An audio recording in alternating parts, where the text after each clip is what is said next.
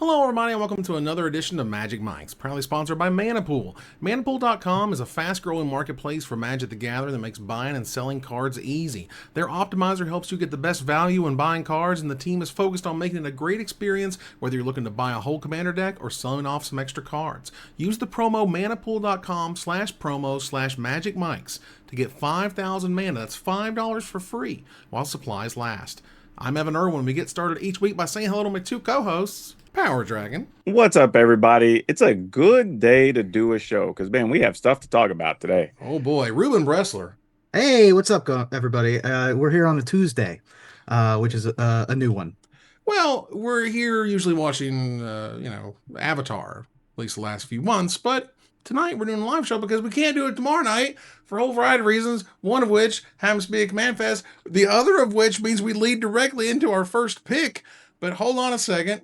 If you missed our pre-show, patrons get access to our extended version and all the old extended versions right after the show. And we're talking, God knows, 10 years of content at this point. And we kick it off with that first pick, the Commander Brackets Beta Update.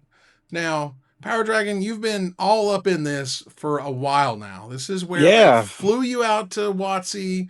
You got to hang out, wine, dine, check out the HQ, learn about some stuff that we don't know about yet, which is also super fun. And so now part of what you did there is now being revealed. Is that correct? Correct. I'd say about half of what we discussed or did in some way was at least touched on, in this document that got put out today, or if you watched it live, during their live stream. Yeah, it was mostly the biggest issue I would say that we had to tackle was people did enjoy the brackets, but the feedback we kept hearing is like, hey, can we have some more clarity?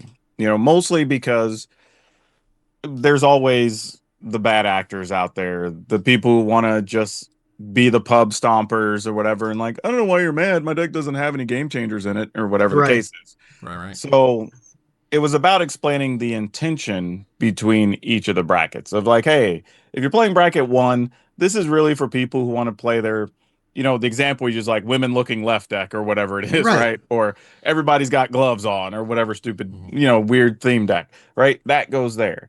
And then working your way up to like, okay, maybe the next deck is, I'm just playing, a good example would be my Black Panther +1/+1 counters deck. Like, it's not the most efficient thing. It's just every single card that puts counters and doubles counters and just does dumb things.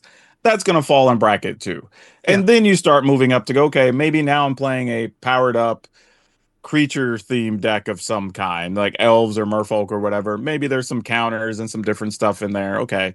Then you start stepping up to like the super competitive stuff, but also giving a little bit of clarity as far as how long should games generally be, right? Because that was the thing people went, well, how can I tell? And actually, one of the things I thought was very interesting that we had mentioned during the summit was kind of ask yourself, at what turn would I be okay dying to Craterhoof Behemoth? And that sounds kind of basic, but it's very much like, oh, yeah, that's probably a good way to look at it. Like, if it happens on like turn 6, am I okay with that? Cool. If it happens on turn 4, I'm probably not okay with that. Right. So that was the way you start thinking about, okay, maybe this now helps people have a little more clarity on what to expect from the games they're sitting in. Because it's hard for people to say, well, my deck's this strong or that strong or whatever. But if you can go, well, yeah, but my deck's generally going to win in like 6 turns. I probably shouldn't be playing with you guys in bracket 2 or whatever. Right. And then also giving the brackets different names so that they had a little bit more clarity as far as like what you're hoping to hit, whether it's optimized or whatever. Can you give me a breakdown of that new sort of? Yeah, go ahead. And it's there on screen now. So like, you have exhibition, which is what it sounds like, right? We're just trying to show stuff off, right? Like just whatever weird thing I put together, I want to show the flair of whatever it is. And then core is like, all right, this is where you're going to have mostly the beginnings of solid theme decks are going to like kind of hit here, right? We picked a mechanic or whatever that we built around, and that's probably going to be there. It's the easy thing to put together for a deck. I think the other go ahead. I think the best part about this core thing, about the second level here, was that it used to be pre-con, right? Yes. Yeah. And I think that was the most like interesting conversation for me, which was pre-con is there's Modern Horizons 3 precons. Exactly. You Right. And know? that was the big part of the conversation is if different products are getting precons that go with them, Right. you're going to get a vastly different level of play depending on what that product is. And just like you're saying, the ones for Modern Horizons 3 are definitely not going to be in the same level as what you got from, say, Aether Rift or something, right? Like they're vastly different. So we took that out entirely. Yeah, I think because, you know, a Modern Horizons 3 precon probably fits in bracket 3. probably. You're not going to play that against 1s and 2s. You know, and you're probably only a handful of cards away from being able to play in 4, realistically, if you wanted to add game changers and stuff. So then the same thing with upgraded. Now you've added a bunch of stuff to the deck to make it a little better. And if you notice, we added language too that, okay, now your deck's going to be more synergistic and you're going to be more efficient and whatever. To try to like give people a scope of this is what your deck should feel like now. Mm-hmm. And then also, if you notice at the top of the graph, we now have arrows that say like, hey, if you're pushing for theme, you want to be more this way. But if you're playing more of the hardcore cards, your deck's faster, whatever, you want to be more the other way. Right. And that's hopefully going to help clear up a lot of that for everybody. But, you know, it's still a work in progress. It's technically version 2.0, but, you know, one thing at a time. You know, as someone who has worked a long time at trying to communicate things with players, as someone who has worked with a variety of incredibly talented graphic designers, I am very impressed by the way that this is put together. And you can call me whatever you want, kids and wizards, but no, man, what I'm saying is someone really thought long and hard about how to explain all this information in a way that wasn't unbelievably overwhelming, because there's already a lot of words on that image. All right, that's one thing. But like the casual mindset or the competitive mindset, like gradient, I think is brilliant. I think the arrows left and right to show you like what it makes the difference, because that's the number one thing people are looking for. Like, I think that is brilliant. Could this use maybe fewer words? Maybe, but like most things with a lot of words could use less words. But so like, you know, I think overall the idea of what you're trying to get across here is getting across, and I think it's definitely is an improvement to what was out there before. And for those who are complaining about it, like it being complex or whatever, I'm like, first of all, we're Magic players. We already play the most complex game on the planet. Like, we can figure it out, you know? So, like, with that said, I think this is really cool, and I like all the changes you guys made. And let me give credit where it's due, because when we were coming out of the, I guess, the portion of the day or whatever we were talking about this, I was already scrambling out ideas and sketching things on what the chart would look like. And then after we're having discussions, Rachel Weeks, to her credit, like, put the first version of that together. Obviously didn't look like that right out of the gate, but I just went, yeah, that's what I would do, but better. So like, let's just use hers. Credit to her for getting it all together, putting our words in a visualized form that makes a lot of sense.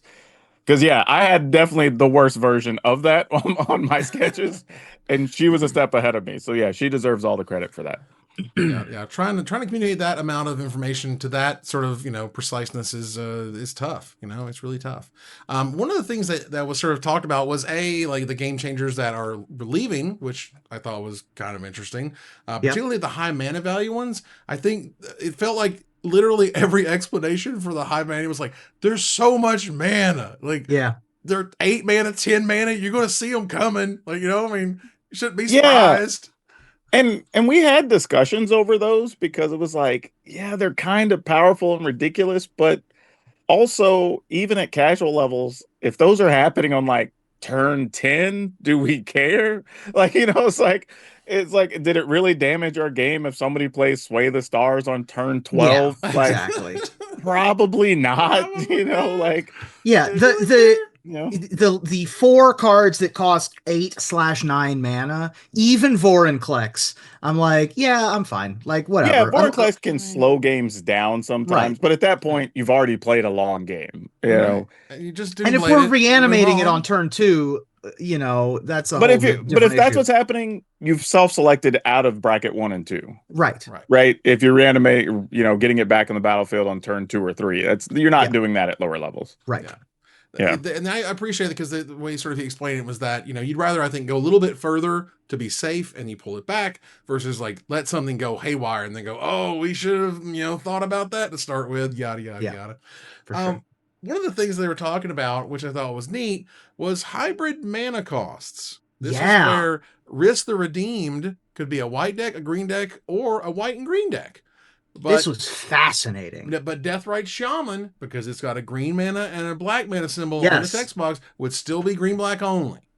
Right. This was a wild section for me. This was weird. And I'll be honest, I wish it wasn't included because I feel like it creates a whole second conversation that we don't need to have right now. Well, we're literally having right now. All right, look, the only thing I really, really disagree with, I thought this was 100% wrong, which is Beseech the Queen could work as though any deck could include it in the 99. Ooh. And I think that's wrong. I don't like that. Like, for me, A, it's got a black mana symbol in its text box, which I think is disqualifying. But B, I think some people are just like, well, you have to make black, black, black. I'm like, you know how easy that is when you make treasure tokens like crazy these days? Mm-hmm. That was the only thing I felt was incorrect, is that if it's got that hybrid mana, it still has the black mana symbol in text box, which is I think our discussion, though, was mostly around two-brid, as we're calling it, not being allowed. Right. So not Beseech the Queen, not like Ulalek. Exactly, right? Mm-hmm.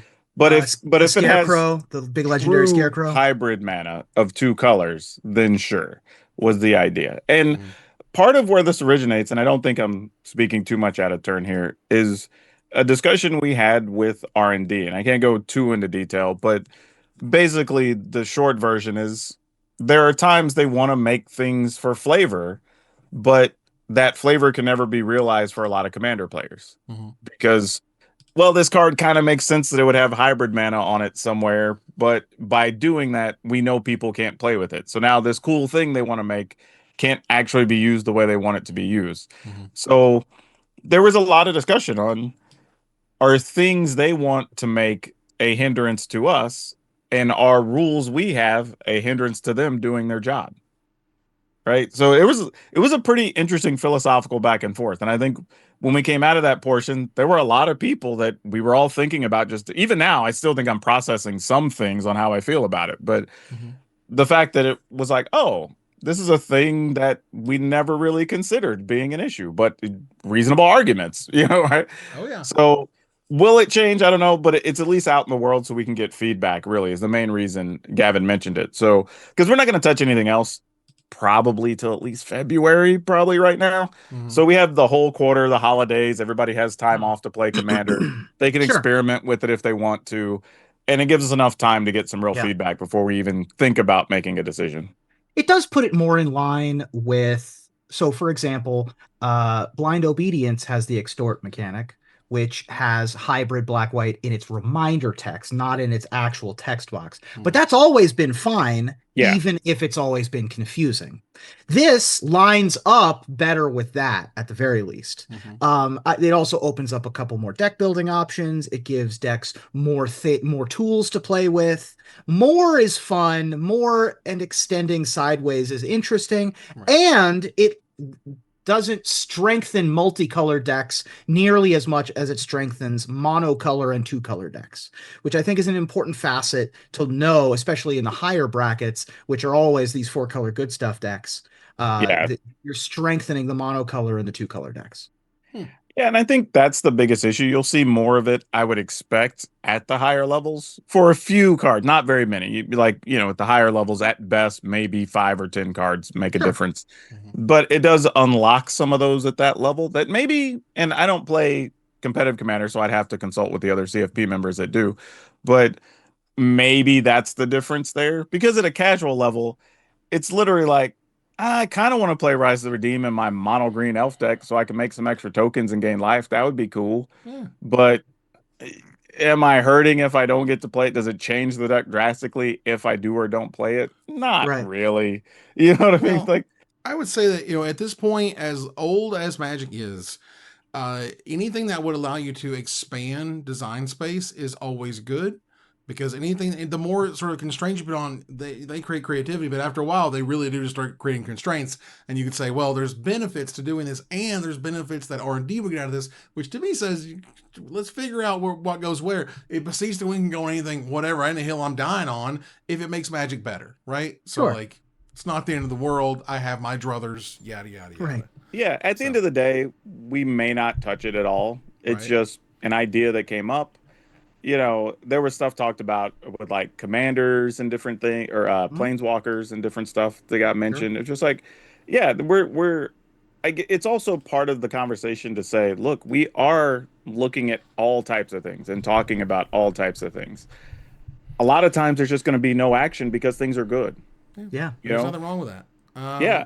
And not to even talk about a particular topic, but I will say one of the things that came up was literally a discussion or thing I brought up with R&D was, well, we could do a thing, but things are already really good right now. So if we Right. change the thing, what's the real Yeah. benefit if it's already at an all-time high? You You know what I know, mean? So it's it like, so maybe we just don't touch it, but we at least right. talked about it, right? Yeah, I mean, well, and there's also you don't know what you got till it's gone situations where, man, we had no idea how sweet it was. Remember all the people who go harken back to Innistrad Standard? I was there at Innistrad Standard. I heard Oh, just as much complaining as any other For format I sure. oh, ever dude. played. Yeah. Something People was that busted wanted always. people that wanted blocks, people that wanted the certain qualifier system, people that wanted promos done a certain way, like Yeah. Yeah. everything that gets changed, they go back to, oh, why don't we have such and such? Like you had that and you bitched about it. Yeah. And Like, also, every problem that we have now, the solutions to them will create other problems in the future. This exactly, is bringing exactly. bullfrogs in to eat the crickets that we brought in to eat the lice that we brought in to eat the diseased wheat. Like, Right. we're always going to have another problem once we introduce these hybrid cards. Then it'll introduce some other problem that we'll have to, make planeswalkers be able to be commanders along with spaceships. And then, like, everything goes haywire from that point. But that's going far too far into if then statements into the Yep. future. Yeah. All All you right. can do is look at the current situation, try to solve the problem you have. All right, let's move on to the first pick here to gather the townsfolk thanks to our sponsor, Mana Traders. The best tool to enhance your Magic Online experience. Use the code MagicMikes_EWN, that's underscore East, West, North, for 10% off your next subscription with Mana Traders. Tell them we sent you. Go play every card in Magic, because it's pretty much all there, and which is really awesome. And that's great.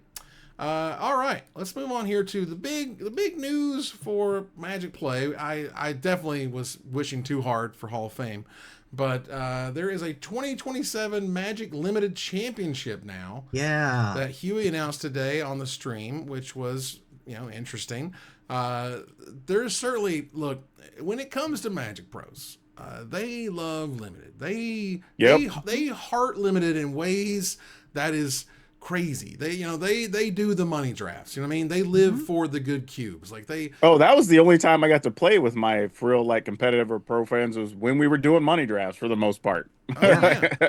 So the idea that they're going to have like a giant championship with $500,000 to go around, well, every pro player, old school and new school, just they're drooling, they're ready to go. Sure. And this looks really cool. It's for as far as I can tell. Literally, the only question I had was, is this going to change Pro Tour's current setup of half limited, half constructed type setup? I don't think so. No, But I don't think it will. No, I don't but think so. so otherwise, I got nothing. I think this is just all upside, super sweet. Everyone who likes limited, this is for you. Yeah, I think for me, I looked at it, and for me, it's another one of those things of when we talk about why Magic doesn't have just at that one pinnacle prize number at the Pro Tour. It's because we keep getting more and more ways that we can access more money for prizes. Like Yeah. I don't think people even are aware when you talk about even just like the arena opens, how much money Wizards pays out on that at $2,000 a chunk to people, or $1,000 a chunk, depending on how well you do, right? I'd be Sure. curious. And now we have this thing that's $500,000 for a tournament, which means realistically, first prize is probably going to be around 50K. And on top of that, they're going to spend a lot as far as promos, promotion, staffing, whatever. Like this is probably a $700,000, $750,000 Oh, easy. type of promotion, you know? Because you have So to pay all the employees who had touched this at all, right? exactly. Once you put in that, and not even talking about like keeping lights on and so on, like this is probably easily $1 million endeavor. Yeah. And I don't think people really understand. But I think I'm to your point. I think it's a cool way for a lot of those old school players who maybe haven't kept up, but might show up and draft every once in a while or hop on arena to do the sealed box things or whatever, right? Like Hmm. this is for that crowd. Like you have a chance now. If maybe you don't have a budget to keep up and make competitive decks for different formats, now, cool. You Show show up and up, build your deck. Good luck. yeah. maybe pay, I don't know what the entries will be for these things, probably 40, $50. You know, Right. you get your 3 packs at least if you're booster drafting, you know, Yeah, that you walk away with. So it's not the worst thing. Right. for sure. Now, go ahead. I was just going to say that, I think that if you are going to have a professional side of your game, if you're going to have a pro tour, if you're going to have the route towards professional magic, then you need to listen to who the pros are and what they want. Like to what you said when we first started talking, the pros want limited. They always do. It's what plants crave. And Sure. so you got to have this aspect of your game to show off that skill, to show off that underdeveloped muscle that we haven't had really the focus on these last couple of years, which I love. I think this is a wonderful idea. Yeah, I I've said for years, I think limited is cool to have. I think there is part of the community that wants it for sure. It's just one of those things that the average person, if you're using it as a promotional tool, sadly isn't as heavily interested in. So this is Sure. definitely for the most engaged, you know, old school, strategic, whatever. But that's cool that it exists. I have Hmm. nothing wrong with that. I think it's cool. It's Yep. going to run throughout the whole year, and you'll be able to play tournaments that look like everywhere. So there'll be stuff, side events at they said Spotlight Opens, Magic Cons, MTG Arena, regionals. So there'll be tournaments to qualify, I guess, all year long, which is cool. Yeah, the only real issue, there's two things. One, the only real issue with sort of limited is that it's just not a great spectator sport for Magic. It's just Yeah. it's just not. Like the cards Hmm. aren't as powerful, they're not as game changing. It's often about the small corners than rather the big swings. And there's nothing wrong with that. That's part of what makes limited, and it's cool, and we love it, and it's great. But like, it is one of the things where there's less viewership when limited is on screen versus constructed. It's just a fact, Sure. no matter That is how you want to something that slice it. that is something that they're going to have to explore how to mitigate. I'm hoping that one of the things they do in this initiative is to try new things in coverage, to try to make limited more interesting, or to try to explain what the decks are doing better, or the interactions are happening, Yeah. or whatever it happens to be. But I think that's an actual hurdle that if they could cross it, could really improve things and make more limited events happen in the future. And the second is limited is awesome because as many events as I've seen, y'all, been to, hung out, seen with my own eyes, when you see the pro tour and you know how the good, the best players always go to the top and so on, in limited I think it's twice as much. I think there is twice as Sure. much of that. The best players will be at the top Yep. of the stand. They just will. Like, there's Yeah. no second guessing about it. When you put everybody on that even floor, the best of the best will absolutely be on the top of those brackets. It's not they just got completely screwed or they hit the bad metagame choice with their deck or whatever. No, man, Hmm. the best are always the top. Like Kenji would be up there all the time. Like, it's just whoever's the Yeah. greatest is always going to be at the top. I think it's a different skill for sure, Yeah. you know, and that's why it's cool that it's going to be showcased. Right. So I don't have a problem with that at all. And I'm with you. I think you got to try something new on coverage for it. Right. I mean, like, because what we have isn't working and it's just not.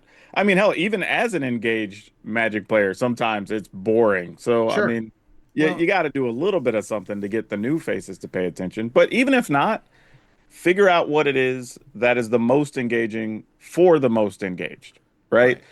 And then at least offer that for that audience. So if nothing else, you're getting those people and say, hey, we know this isn't going to be a thing for new faces. This isn't going to be something that gets us those new eyeballs and they're going to dive into Magic because they watch this. Yeah. But can you use this as a way to re-engage folks that maybe haven't played in a little bit, or they only show up to pre-releases or a random Friday night draft or something? Right. Can we get those people to pay attention to the coverage? And I think if you can get that to happen, that's still a win. It's also a way to focus on the newest set. Like Sure, that's the absolutely. biggest thing for me, I think, as a marketing tool.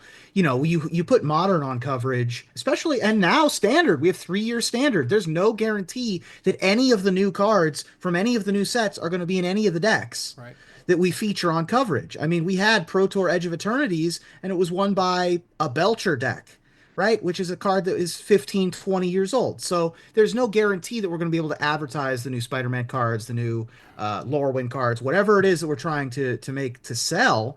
But if we're playing limited, it's only that. It's only the new stuff, which I think is great. Well, I would say that the funnest part of any draft watching experience is the draft. and they got that down in that you get to see 2 drafts. They record 2 entirely. They go over the second one as they're building their decks. I think that's brilliant. High five. You don't really need innovation there.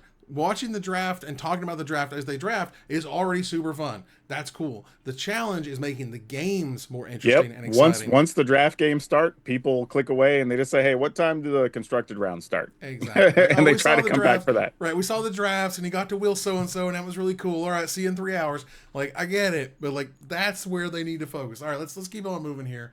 We got some other stuff to talk about.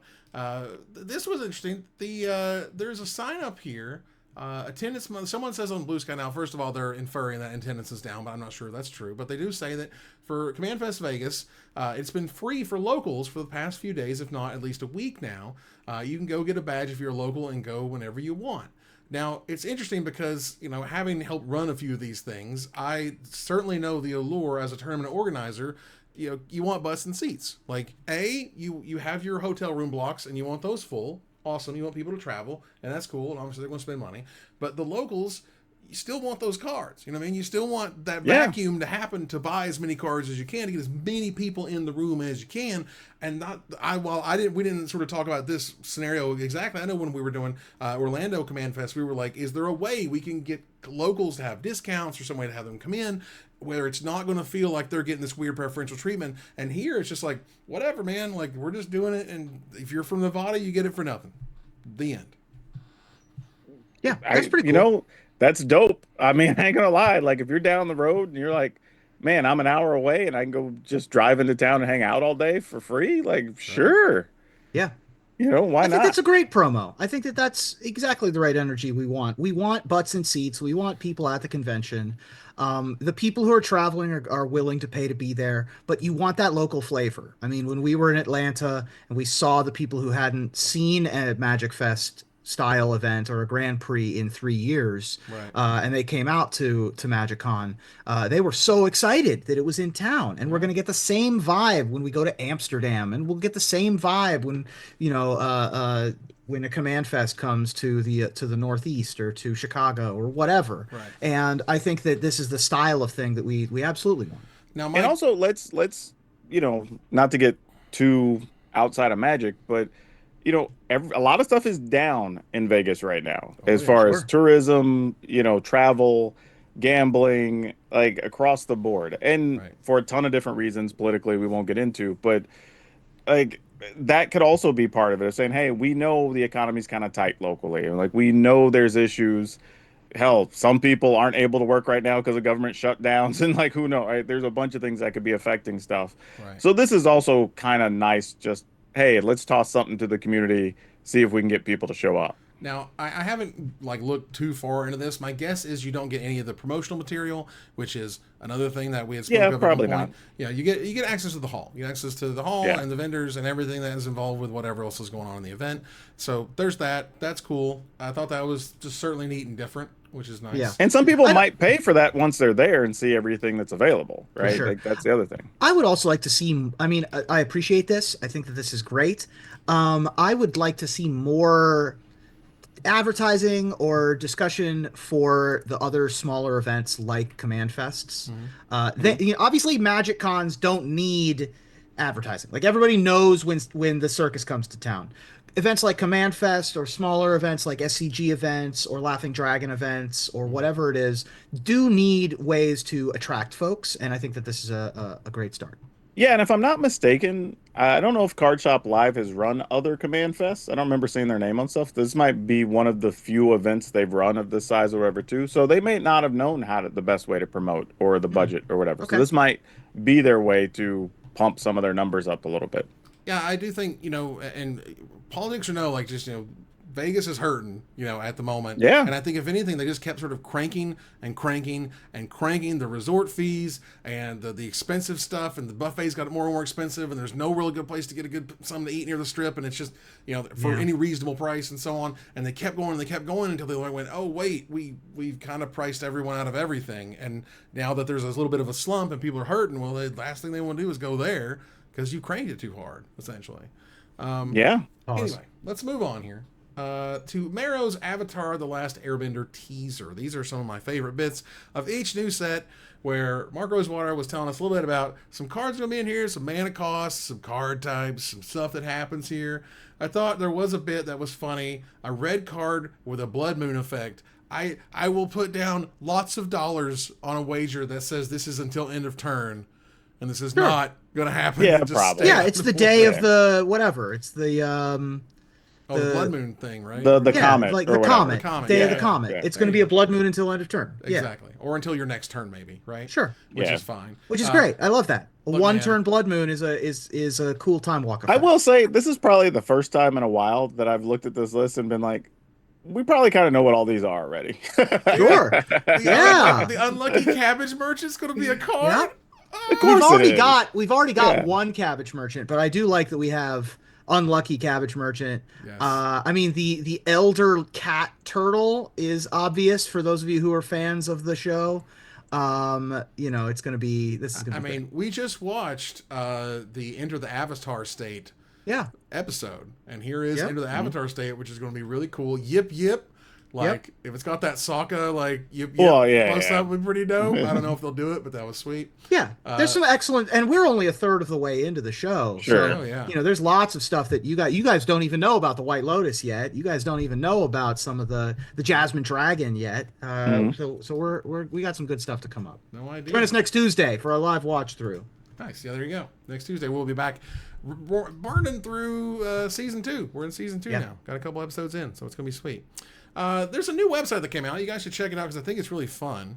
Yeah, I was playing this a little bit when they got linked in the Discord. Yeah, EDH Rankle, EDHRANKLE.com, has you guessing which commander has a better rank on EDH Rec. There's 2 commanders. You just pick one, see if you can do it. I have gotten my previous record this earlier today. I was just playing around. I got 8 in a row. Ooh. One that was so close, they were like 4 away from each other. Because when you click on them, let's say between these 2, I'm just going to guess it's this one. And I'm wrong. But, it shows you what their exact rank is. And they're really green or red. And of course, you got to guess. Yeah. Yeah. So I thought it'd be kind of cute if we could see if we could collectively, communally. Oh, right now? See if we could get a bit of a streak just to have fun. Okay. Till we miss. All right. So up here we have Senator Peacock, which is one of the clue cards. Okay, sure. And Elmar Ulvenwald Informant, which is Elmar only costs 3 and it's a 3/2. So it's a Secret Lair like reprint in universe thing. It was one of the Stranger Things characters. It was one of the Stranger Things. Oh, so it's not going to count the Stranger Things version of it. I'm not sure. That's a good question. When I look at these type of setups, sort of the first question I've been asking myself is which one is older, because the older one generally has more decks with it because it's been in circulation longer. Yeah, but these the are problem like here is that these are both new, 2 years apart or whatever. Right. Like there's, I mean, I'll go with Peacock, I guess. This one's weirdo. I don't know this one. I think it's Elmar. I think just it's Elmar. You could build around it easier and it's cheaper. All right. Okay, we'll see. Mana cost. 3, 2, 1. Ruben was right. Gosh damn it! Well, I wanted to do it. Look at well, they're both way high though. They're both in the thousands. All okay, right, let's do I would have felt bad if one was in like triple digits. All right, here's a good example. Rose Cutthroat Raider from the Fallout set versus Spider Woman Stunning Savior. This to me, the one on the right is so new. And also the ability is like whatever, like your opponent's stuff goes in. You're not really building around that though. Right. Yeah. But you might build around a silly, ridiculous robot from Fallout. Yeah. That makes more sense. Yeah, actually, is this it. just decks that are built around it or included in decks? This is. I'm not exactly sure. You just guess which one has a better rank. So I'm guessing. Okay, so it might also be included in decks as well. Yeah. So, okay. All right. So that was right. All right. Now we have Vogar Necropolis Tyrant from the Game Night product versus Silver Sable Mercenary Leader from Spider-Man. And once again, I feel like Spider-Man's too new. It's too new, right? I don't. Put a +1/+1 counter on another target. Sure? Yeah, probably. I'm going with Vogar. Yeah, I go with Vogar. Yep, that was Vogar. And again, I think that's just newness, really. Yeah. All right, so we're 2 in a row here. We got Bello, Bard of the Brambles. That is Yeah, a that's a popular Bloomburrow. one, I think. Oh, this is gonna be a tough one. And Bella's a little popular. Rigo Streetwise Mentor from Streets of Capenna. Oh, that card's also relatively popular. Yeah. Okay. What are more creature powers? I would say Rigo would be my guess. This feels way closer than I probably want it to be. I would say that I agree. Granada precons probably have a good edge here. That's what I was wondering because it's a precon thing and it's a popular creature theme. Maybe. Right? It's a maybe. I don't know. This seems super close. I think I'm going with the raccoon if right. I'm getting a vote. Okay, I'm I'll let good y'all with the decide. raccoon. I'm all right with the raccoon. Raccoon it is 3-2. We did it. Rank 45. Hey, nice. Wow, I knew it was Whoa, popular. that's I knew way it was higher than popular. I thought it was going to be like 300 or something. Yeah. 45 is That crazy. That tells me that people freaking love Bloomburrow. Yep. Mm-hmm. Karn Silver Golem or Feather Radiant Arbiter from what is this? Oh, This is okay. That's tough because What's people this love from? old school Karn, but This is Feather Karl is Manor? This probably. Yeah, it's Karl Yeah. Manor Commander, I think. Feather man. is a popular character, but they would probably not play this version of Feather. Karn is like the OG colorless commander. See, though, there is a thing here. If this included in decks, maybe. Yeah, I think it might be Karn, but I don't know. Is it included in decks or is it just? I think it is included because it's rank, so I can't imagine it's just. Yeah. Oh man. I'm voting Karn. Okay, I'm good with Karn. Yeah, probably. But Close. man, I don't feel great about it. Look how close this is. Oh wow. What was it? 1312 versus 1386. We Jeez. got it. We did it. All right, let's That keep moving was here. tight. Okay. Ashling the Pilgrim, old school from Morningtide, or Keon Corrupted Memory, a from Dustmourn. Commander Precon. Ashling. I Ashling's think real popular. yeah, but I've never heard of Keon. What is Keon? What colors? Blue green. blue green. I mean, there's a lot of blue green. But it is a commanders. precon though, and That's true. and It is a precon. I think But precons do have an edge in this contest. You're right. I think precon might have the edge. Also, people love blue green. Isn't Ashling big in CEDH? No. No, am I wrong? I wouldn't imagine so. Okay. All right. I mean, let's there's probably- go. I'll go precon. I'm Yeah. okay with that. Let's All go right. precon. 3-2. Nope. Ashling was number 1. Was number 720 versus 1626. Wow, way higher than I thought it would We be. We got we took 4 in a an effort. row. That's okay. An effort was made. Yeah. Yeah, efforts that's efforts cool. were made. We did them. That's a cool thing though. That's a fun little Yeah. I mini like game. that. I like That's a that. good time Fun. waster. Yeah. Yeah. All right. So I'm just go ahead and turn the corner here to the finisher. Let's move on here. And let's say Wizards of the Coast has revealed a new Secret Lair drop, Secret Lair Countdown Kit, an Encyclopedia of Magic. This is as good of an excuse as any to reprint 26 cards that don't have a home anywhere else. So it got me thinking, what other types of reference books should Magic turn into Secret Lairs, Ruben? This is the setup I wrote. So I'm excited for the Thesaurus Secret Lair drop, which will hopefully include notable synonyms from Magic the Gathering, like Force of Will and Exemplar of Strength, Control Magic and Commandeer, and of course my favorite synonyms, Thought Eater and Mind Goblin. See what I did? You see what I did here? We saw what you I did gotcha. there. This was a right. stretch. I get it. Look, you got to know the arts. You got to know what's going on with Yeah. mine. But you know what? I get it, and I love it, and I appreciate that. Just want you to know. Did a really good job there, Ruben. Power Dragon? All right, so I'm hoping for an Atlas-themed Secret Lair drop with all the cool maps and globe-themed cards, because there's quite a few of those, actually. And just like any good collection of maps, it needs at least one legend, if you will, to tell you what everything is. Saw what you did there. Now, look, I'd be down for an old Farmer's Almanac-style Secret Lair, giving us a bunch of weather and farming-related cards like Reap and Sow and Storage Supply Shares and Crop Rotation, and maybe, just maybe, something that means I can someday have the right amount of lands. Fair. I don't have them. No, not that thing. Now that ends another live episode of Magic Mics. Thanks for joining us here to discuss all things Magic. Thank you, Power Dragon. Hey, as always, good to be here. If y'all are going to be in Vegas this weekend or Tacoma, Washington next weekend, I will be at most CommandFest. Y'all should come by, say hi, play some cards, get some free tokens. I don't know. I'll take a picture, kiss a baby, sign something, whatever you need. Sign a baby, You know. kiss a picture, whatever. You'll figure Yeah, it out. exactly. Thank you, Ruben. Thank you. Thanks for joining us on a Tuesday, everybody. And we'll see you next week. It's fun times. We're going to move to our final slide. I want to thank our primary sponsor, manapool.com. Go to manapool.com/promo/magicmics and get that free money. Our co-sponsor, Mana Traders, my co-host, Power Dragon and Ruben Bressler, viewers like you for watching or listening. Follow, like, tweet, favorite, share, subscribe to everything social that tells people we exist. Catch us on our exclusive member Discord, subscribe to our Patreon, join us live on Twitch, or join us live or taped on YouTube, join us on Blue Sky, or join us here next week. Same time, same place for another episode of Magic Mics. Good night, everybody.